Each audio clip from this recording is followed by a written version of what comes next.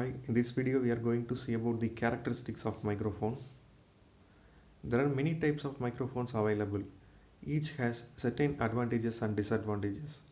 The choice of a microphone depends upon the type of material to be reproduced, the placement of the microphone, whether it is to be used indoors or outdoors, the frequency response decide, and a number of other factors. The basic types of microphones grouped according to their principle of operation are carbon, crystal, dynamic, ribbon, and capacitor. Each of these has its own characteristics with respect to output level, frequency response, output impedance, and directivity. The output level of a microphone governs the amount of amplification that must be available for use with the microphone. The output level of microphones is usually given in dB preceded by a minus sign. The minus sign means that the output level is so many dB below the reference level of 1 milliwatt for a specified sound pressure.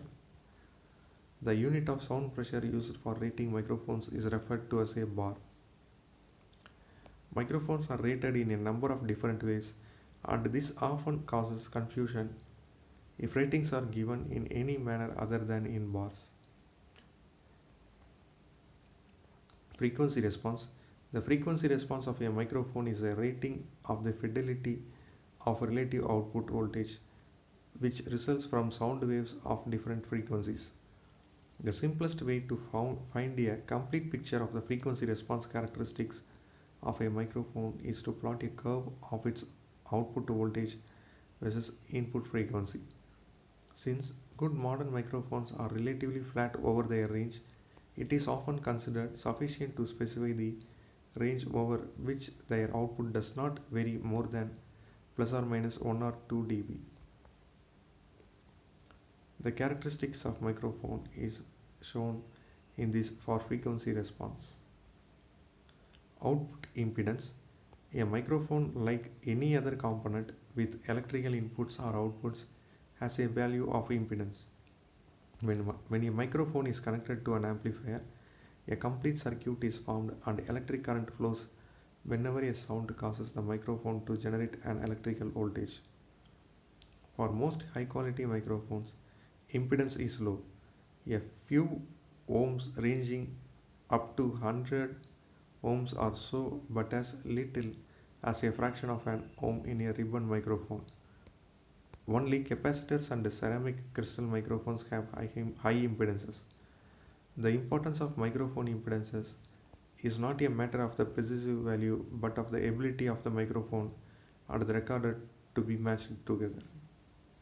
In general, when a ceramic or capacitor microphone is connected to a low impedance amplifier input, the output from the amplifier is a small and lower frequencies are reduced disproportionately, producing an unpleasant shrill shock sound on playback. Cassette recorders of good quality are not as a rule designed to take high impedance microphones, except when such microphones are supplied with the recorder, and if for any reason such microphones are used, a high impedance preamplifier must be used between the microphones and the recorder. Directivity. Microphones do not respond equally to sound reaching from all directions. Their frequency response characteristics also vary depending on the angle at which the sound reaches them. A microphone may respond equally to all frequencies between 40 and 10,000 Hz when the sound is originating direct in front of it, while the high frequency response falls off rapidly as the sound originates further to either side. Whether it is necessary to pick up sound from all directions, the directional characteristics of all microphones are not suitable. The way in which a microphone responds to sound coming from different directions is plotted on a circular graph which is known as polar diagram.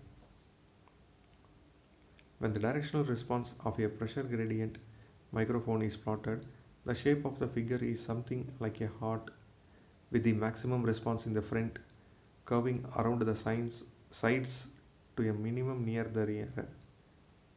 Therefore, it is termed cardioid.